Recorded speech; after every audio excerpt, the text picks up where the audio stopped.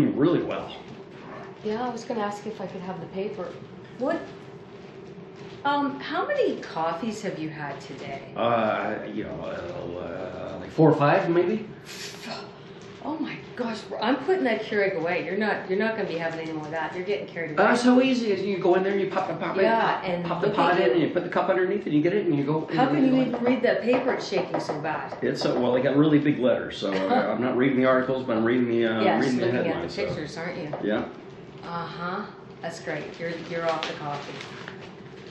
No, you can't take the machine away from me. I love that coffee. Yeah, I know you do. That's why I'm taking it away. No way. Come on. It's clearly a problem.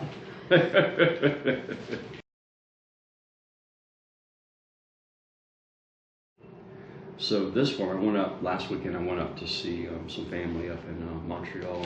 My daughter graduated from college, so that was nice. But they have this, the machine where you put the pods in, and you just like boom, hit start, put the coffee cup underneath, and you're done. So I've been drinking like 4 or 5 cups of coffee ever. It's so easy. It's like, yeah, I have another coffee, and pop the pod in and flip and flick. So, by like 2 o'clock in the afternoon, I'm like,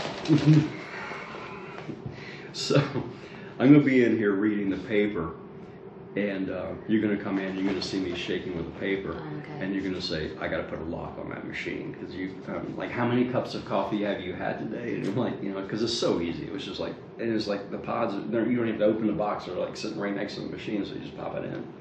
So that's what it's going to be. So you ready? Yep. All right.